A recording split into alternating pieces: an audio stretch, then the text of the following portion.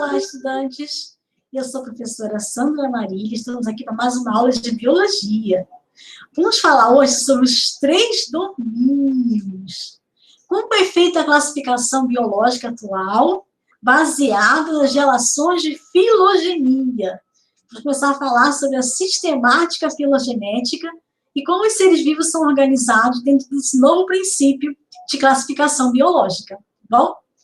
Mas, antes disso, prepare o seu caderno, seu lápis, sua borracha e vamos lá. Preparados? Vamos lá?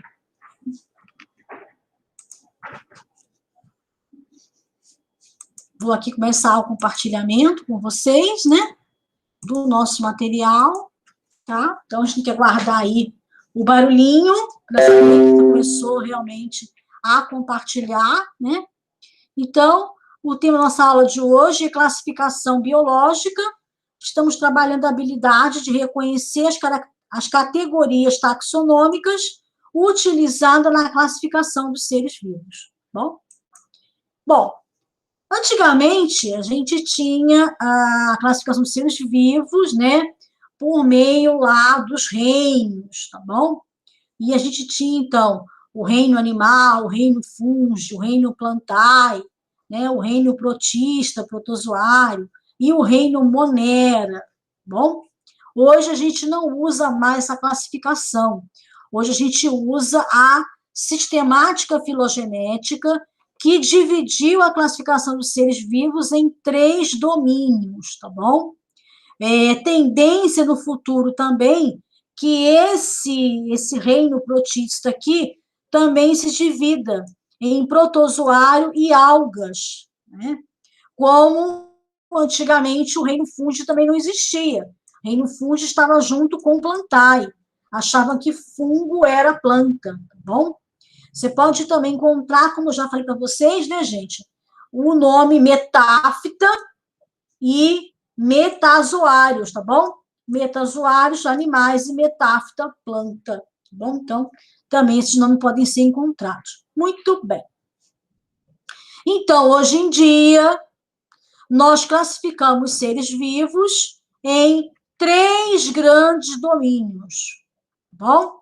Esses 3 grandes domínios se baseiam que todos os seres vivos compartilham um ancestral comum, tá? Aí eu já estou introduzindo para vocês o conceito de sistemática filogenética, tá? Então, todos os seres vivos são descendentes de um ancestral comum. Desse ancestral comum surgiu aqui, né, nessa árvore aqui, galhos que vão dar origem aos 3 domínios. Então, primeira divisão aqui, você tem um ramo que deu origem às eubactérias, que é um dos 3 domínios, que é o eubactéria, alguns falam bactéria, né? E um outro ramo aqui que vai dar origem aos outros 2 domínios, o chamado árquea ou arqueobactéria e o domínio eucária, que também é chamado de domínio eucariota, eucarionte, e aí depende da tradução do material, bom? Então, repetindo, você tem 3 domínios baseado em uma ancestralidade comum, tá? Então, a partir do ancestral, houve uma divisão aqui, né? Houve 2 raminhos, tá? Um deu origem ao eubactéria, também chamado de bactéria. O outro aqui vai dar origem aos outros 2 domínios, o arqueobactéria, ou árquea, e o eucária. Legal? Qual é a característica principal aqui, gente? Tanto eubactéria como arqueobactéria são seres procariontes, tá bom? Vamos escrever aqui, né, que eles são procariontes, ok? E a gente faz aquela setinha básica aqui para identificar, né? Então, esse daqui é procarionte, tá? E esse daqui também é procarionte. certo? E o eucária é os seres eucariontes, o nome já está aqui, né? Eucária são os eucariontes. Eucariontes. A gente já viu nas aulas anteriores a diferença de procarionte para eucarionte, que é a presença do núcleo nos eucariontes e a ausência do núcleo nos procariontes, tá bom? Então, a gente coloca aqui uma setinha, ó, né? Então, os 3 domínios são formados por 2 domínios, a eubactéria e a arqueobactéria, que são seres procariontes, e um terceiro domínio, que é o eucária, que são seres eucariontes, tá bom? Dentro desse domínio eucarionte, eu tenho o reino protista, o reino metáfita ou plantae, o reino fungi, o reino metazoa ou metazoários, ou ainda animalia, ou ainda animais, tá bom? Todos esses nomes são sinônimos, né? Então, a classificação desses 3 domínios, ela foi proposta em 1980 e ela se baseia em estudos genéticos e evolutivos. Como é que se faz isso? Hoje em dia, você pega o ser vivo, você faz uma análise do RNA ribossomal. O que é o RNA ribossomal? O ribossomo, a gente já falou aqui, né, nossas aulas, que é aquela organela capaz de fazer a síntese de proteína, tá bom? Então, os ribossomos, eles são formados de RNA ribossomal, vou botar aqui em minúsculo, né? Não, quero diminuir. Ribossomal, tá? Mais proteínas. Bom? A sistemática filogenética, que faz o estudo disso aqui, ela usa, na maioria das vezes, o RNA ribossomal.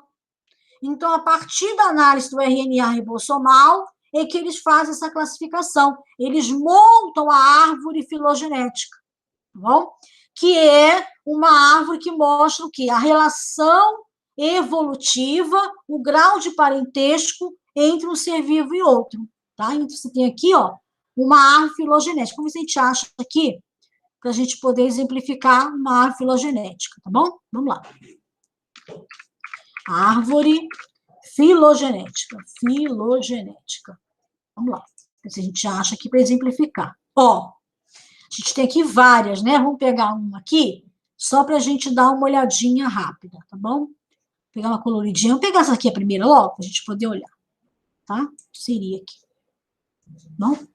Então, essa árvore aqui, ó, eu não sei nem que ser vivo é esse, né, que eles estão representando aqui, tá? Mas essa árvore aqui, esses desenhinhos aqui que ele faz, esses galinhos, deixa eu trazer para frente, senão a gente não consegue enxergar, tá? Ele não fez o que eu queria. Ah, teimoso. Vamos lá, vou tentar de novo. Não fez. Por que você não está fazendo isso? Bom, não tem importância não. A gente diminui aqui um pouco e depois a gente volta aqui, tá? Ó, esses galinhos aqui, que estão organizados aqui, né? Você tem um ancestral comum, que deu origem aqui a esse, depois deu origem para esse. Então, ele mostra o grau de ancestralidade até um ancestral comum, tá? Então, a partir do ancestral comum, quais os seres que foram surgindo ao longo do processo evolutivo. Essa filogenética aqui, ela é montada a partir de programas de computador, de software especiais para isso. E se baseiam, na maioria das vezes, na análise do RNA ribossomal, tá bom? É assim que eles montam a árvore filogenética. Vamos agora arrumar aqui, né? Só para deixar aqui no cantinho, para vocês não se esquecerem, bonitinho.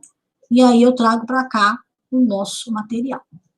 Bom, então, como eu falei para vocês, o domínio eucária é formado por seres eucariontes, que são aqueles seres que têm o quê? Núcleo formado, né, gente? Vamos escrever aqui, ó. núcleo formado, tá bom? Com núcleo, né? Para a gente não esquecer jamais que os seres eucariontes são aqueles que têm núcleo, tá bom? Esse domínio eucária, então, é formado pelos seres eucariontes, aqueles que têm núcleo, e ele é composto pelos reinos, como eu falei para vocês. O reino fungi, o reino animalia, que pode chamar de animal, metazoário, metazoa, todos esses nomes são sinônimos. O reino plantae também pode ser chamado de metáfita, tá bom? E o reino protista também, que a gente chama usualmente de protozoários, né? Tem a tendência do reino protista se acabar e ser agora algas e protozoários separados, porque eles não têm uma relação filogenética definida, tá bom? Eles são reunidos apenas por uma classificação, vamos chamar assim, de tradicional, tá bem? Mas se você olhar lá a relação de parentesco desse reino aqui, você vai ver que eles não têm realmente muita coisa em comum. Então, o domínio bactéria, que é composto pelas bactérias e cianobactérias. Aqui você tem as bactérias que são patogênicas e não patogênicas também, tá? E aquelas também que são capazes de fazer aí o processo de fotossíntese, né? Tanto o domínio bactéria como o domínio arquea, ou arqueia, ou arqueobactéria, são seres procariontes, tá bom? Os dois aqui são seres procariontes, ou seja, são aqueles seres que não têm núcleo. Vamos escrever aqui, né? Se a gente conseguir colocar sem núcleo. Eu queria colocar aqui um acento. Vamos lá. Sem núcleo. E aí a gente vai virar aqui, né? Vamos arrumar aqui bonitinho, tá? Vamos tentar colocar aqui uma chavinha, que aí a gente não vai esquecer que são os seres sem núcleo. Muito bem, tá bom? Então, esses dois aqui são formados por procariontes, ou seja, são aqueles que não têm núcleo, né? Então, se a gente olha aqui essa árvorezinha bonitinha aqui desenhada, a gente vai ver o quê? A gente vai ver que existiu um ancestral comum que em algum momento deu origem a dois galinhos aqui. Um galinho deu origem à eubactéria, certo? E um outro galinho deu origem à arqueobactéria, que posteriormente deu origem aos eucariontes. Com isso, eu percebo que arqueobactérias está mais próximo de eucarionte do que de eubactéria, tá bom? Alguns estudos, alguns cientistas que estudam evolução, acreditam que as arqueobactérias sejam os nossos ancestrais mais primitivos, né? São os ancestrais que provavelmente surgiram primeiro no passado evolutivo da Terra, né? Os primeiros seres vivos teriam sido os arqueobactérias. A gente vai ver sobre isso, devido à condição que nós encontramos de arqueobactéria, onde eles vivem no planeta Terra, tá bom? Bom, então, falando em arqueobactéria, vamos entender um pouco mais sobre esses seres vivos. Eles são procariontes, né? E quando a gente vai analisar, como eu falei para vocês, o RNA desses indivíduos, desses organismos, você vai ver que ele é mais parecido com os eucariontes do que a bactéria. Por isso que está organizado desse jeito aqui, né? Aqui eu tenho para um lado a eubactéria e para o outro aqui a arqueobactéria, mais próximo de eucarionte. Bom? A parede celular da arqueobactéria, ela é diferente da eubactéria, né, da bactéria, porque ela é constituída de polissacarídeo. O que é polissacarídeo? Vários açúcares junto, né, vários carboidratos junto, glicoproteína ou proteína. O que é glicoproteína, gente? Proteína associado a carboidrato, tá bom? Ou proteínas em si. A arqueobactéria não tem peptídeo glicano. O que é peptídeo glicano? Ele é o componente das bactérias, né, gente? Da bactéria gram-positiva e gram-negativa. Então, aqui, ó, eubactéria, a parede celular, ela é composta por peptídeo-glicano e um grupo, que são a gram-positiva e gram-negativa, e também pode ser por lipídio, que as bactérias ácido álcool existentes. Me referindo aqui a bactérias, tá bom? Mas no caso da arqueobactéria, não. A parede celular de arqueobactéria é muito diferente. Por quê? Ela é constituída de polissacarídeo, ou um monte de carboidrato, um monte de açúcar junto, ou açúcar com proteína, ou só proteína. Bom? Não tem peptídeo-glicano. O que é peptídeo-glicano, professora? Peptídeo-glicano são açúcares, glicanos, associado a peptídeo. O que é peptídeo? É um bloquinho que, se eu juntar um monte, vai dar proteína. Tá bom? Então, é um pedacinho de uma proteína associado a um carboidrato. Ok? Se você pensar em membrana plasmática, né, os lipídios também são diferentes dos demais seres vivos. Então, os lipídios que formam a membrana plasmática, né, os fosfolipídios, lá que a gente estudou, né, eles são diferentes quando você compara a arqueobactéria, da eubactéria e da eucarionte. Eles são diferentes, tá legal? As arqueobactérias, na maioria, são autotróficas quimiosintetizantes. Enquanto, quando você compara com as bactérias, a maioria delas tem diversos tipos de vida, né? Bactéria tem fotossintetizante, bactéria tem aeróbica, tem anaeróbica, tem aeróbica facultativa, tem para todos os gostos de metabolismo. Agora, as arqueobactérias, a maioria, é autotrófica quimiosintetizante. O que é isso, meu Deus do céu? O que é autotrófico? A gente já falou nos anteriores, né, gente? Autotrófico, o que é? Fabrica seu próprio alimento, né? Agora, o que é quimiosintetizante? Ele fabrica o seu alimento através de compostos químicos. Sintetizar, fabricar. Auto próprio, trófico, alimento e químio. Então, são organismos que fabricam o seu próprio alimento a partir de compostos químicos. Diferente da fotossíntese, que usa a energia da onde? Do sol. Então, as arqueobactérias usam a energia presente em compostos químicos para sintetizar as suas moléculas orgânicas, ok? Muito bem. Qual é a principal característica, né, dessas arqueobactérias?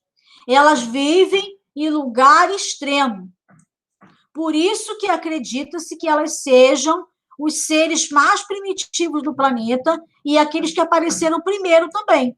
Porque no início do planeta Terra nós tínhamos o quê? Uma condição muito nociva, uma condição extrema. Elas apresentam características que só conseguem viver naquele ambiente.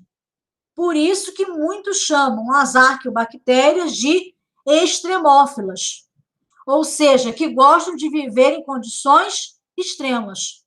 Tá bom? As arqueobactérias são divididas em alguns grupos. Halófilos extremos. O que são halófilos extremos? Quem vive em ambiente altamente salgado. O Mar Morto, em Israel, por exemplo, tem uma arqueobactéria vivendo lá, do gênero Halobacterium. Bom, ela vive em um ambiente extremamente salgado, onde nenhum outro ser consegue sobreviver. Por isso que é chamada de extremófilo, amante de condições extremas.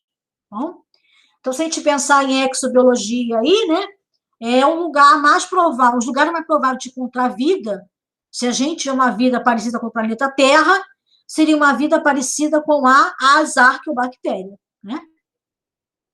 Temos os termófilos extremos, que são aqueles que vivem em ambiente altamente quente, né? Alguns organismos representantes das arqueobactérias vivem em fontes termais submarinas muito profundas, onde eles retiram a energia química do gás sulfídrico. Opa! Quimio-sintetizante, tá? Quimio-sintetizante, aqui, ó. Quimio-sintetizante, tá bom? Um exemplo são os chamados de cepa 121. Por quê? Pois eles se reproduzem em ambiente de temperatura de 121 graus Celsius. Nenhum ser vivo consegue se adaptar a essa condição, bom? Mas esses seres vivos possuem condições muito particulares que tornam sua proteína e seu material genético estável nessa temperatura. Nenhum outro ser consegue fazer isso. Você pegar um ser vivo e colocar lá, uma bactéria, colocar lá em 121 graus Celsius, ela passa dessa para melhor, ela morre. Mas as arqueobactérias vivem muito bem, obrigado, até gosto de viver nesse lugar. Por isso o nome de extremo. Bom? Embora as arqueobactérias sejam conhecidas por viver em ambientes extremos, nós também encontramos arqueobactérias em intestinos, né? De herbívoros, tá bom? E também em pântanos, são chamados de bactéria metanogênica. Bom? Nesse caso, elas utilizam o hidrogênio para reduzir ao gás carbônico e produzir o metano. Então, durante o metabolismo dela, ela vai liberar o metano. Você vê, às vezes, um lugar muito poluído, né, com muito quantidade de matéria orgânica, aqueles pântanos. Você já viu a televisão? Não sei se já viram. Aqueles Everglades lá, os famosos pântanos americanos. Você vê nos filmes, você vê aquelas bolinhas saindo assim. Aquilo ali é metano liberado por com essas arqueobactérias, tá bom? Vocês já viram isso naqueles filmes. Tem alguns filmes agora que eles mostram de aventura, né? E o cara tá lá mostrando o pântano. Tem gente que gosta de morar naquele lugar. Você vê que pode, né? Eles adoram morar ali. E você vê aquelas bolinhas saindo assim, ó. Né? Aquilo ali é metano que está sendo liberado. Bom? E o domínio bactéria? O domínio bactéria são os procariontes, como eu já falei, tem metabolismo para todos os gostos, aeróbico, anaeróbico, aeróbico facultativo, fotossintetizante, tem para todos os gostos, tá bom? Eles são unicelulares e eles são microscópicos também. O cromossomo neles, ele fica livre pelo citoplasma, porque ele não tem um núcleo, né? Mas ele fica junto ali um cantinho. Ele fica, não é que ele fica espalhado, né? Ele espalhou todo. Não. Ele fica meio que organizado, mas não protegido, tá? Ele fica meio num cantinho ali organizado. Então, você tem o chamado de nucleóide. Ainda não formou uma membrana nuclear, mas ele está ali tentando se organizar, tá bom? A maioria desses seres possui parede celular. E a parede celular é constituída por peptídeo glicano. Você tem peptídeo glicano e tem também as bactérias ácido álcool resistente, que são formadas por lipídio, aquelas, por exemplo, que causam tuberculose, né? Essas bactérias, algumas também têm uma outra parede que a gente vai ver nas gram-negativas, além da membrana plasmática, a gente chama de parede membrana plasmática ou membrana celular, né, gente? Então, aqui tem a parede celular formada por peptídeo glicano ou lipídio, tá bom? A gram-negativa tem uma outra membrana externa, vou mostrar para vocês daqui a pouco, e todas elas têm membrana plasmática ou membrana celular, tá bom? Algumas também possuem aquela cápsula bacteriana, que é aquela estrutura que a gente falou nas outras aulas, né, que protege a bactéria, tá bom? Dificulta a ação, né, do nosso sistema imunológico, principalmente para a fagocitose, bem? Não são encontradas organelas nas células procariontes, a gente já falou sobre isso, né? Mas tem um número considerável de ribossoma, lógico, tem que fazer síntese de proteína, tá bom? E também tem uma quantidade considerável de plasmídio. O que é plasmídio, gente?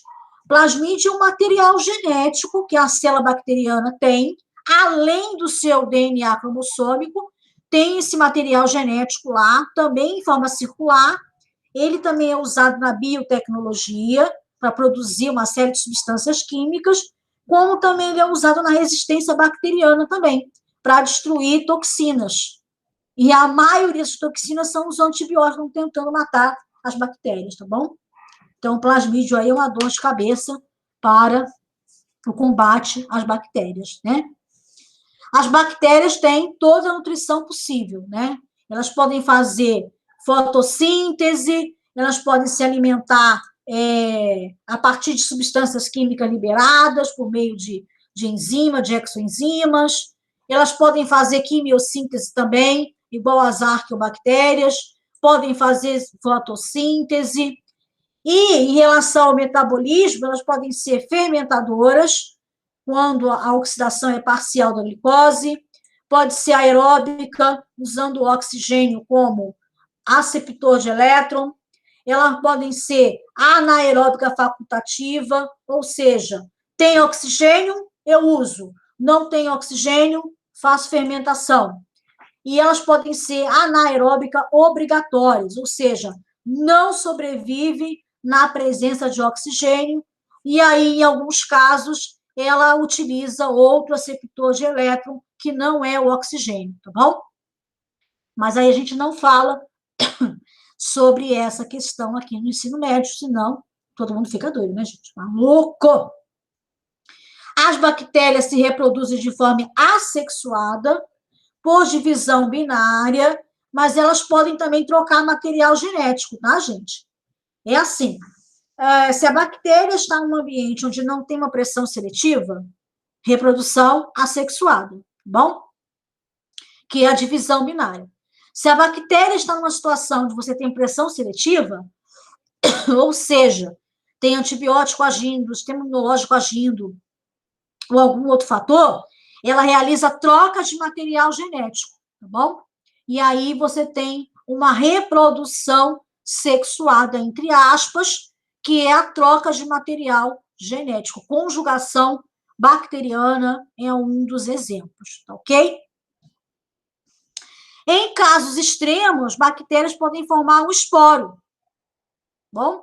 E nesse caso, elas podem sobreviver ao calor e à falta de água também, por muito tempo. E depois que melhora as condições, ela volta, então, à sobrevivência.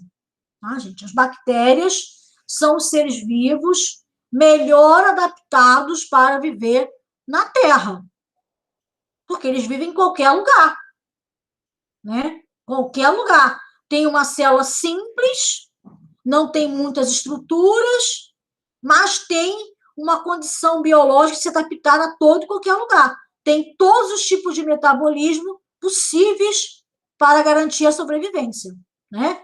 Tem todas as formas de nutrição também capazes de garantir a sobrevivência.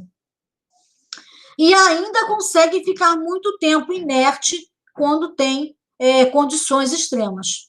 Isso não contando lá com as arqueobactérias, né? Que também podem ser são consideradas também procariontes. Então, célula simples não é questão de ser mais adaptada. Pelo contrário, né, gente? Aliás, célula complexa, como os eucariontes, não quer dizer mais adaptada. Aliás, é o contrário. Células simples, como os procariontes, são mais adaptados às diversas condições do nosso planeta. Tá legal?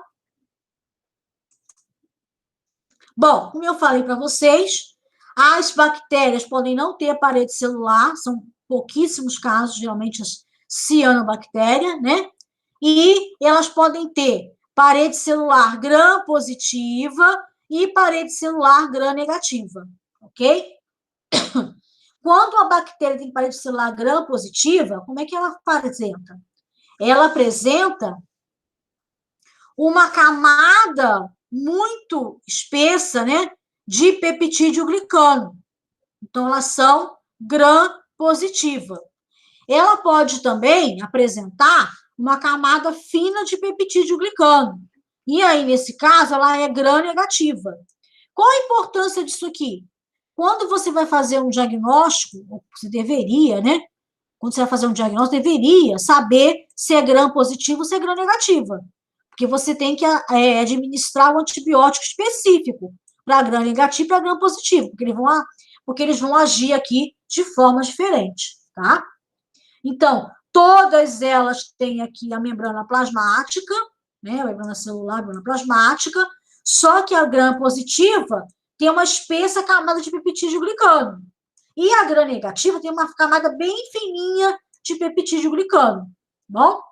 Na gram-positiva, você tem essas duas substâncias aqui que são responsáveis pela patogenicidade da bactéria, né? Que é o ácido teicoico e o ácido lipoteicoico. Lipo, que é um ácido teicoico acrescentado de lipídio, tá bom? Já na gram-negativa, ela não tem muito peptídeo glicano, mas ela tem uma membrana externa que você encontra uma quantidade significativa do lipopolissacarídeo. Bom? Ih, meu Deus do céu, que nome horroroso é esse? Lipopolissacarídeo, peptídeo glicano, ácido lipoteicoico. Que é isso, meu Deus? Gente, peptídeo glicano eu já expliquei, né? Que é carboidrato associado a peptídeo. O que é peptídeo? Pedacinho de proteína. Vários peptídeos, proteína, tá bom? E o que é um lipopolissacarídeo? Lipo de gordura, lipídio. Poli, vários. Sacarídeo, açúcar. Vários açúcares associados a uma gordura, a um lipídio. Bom?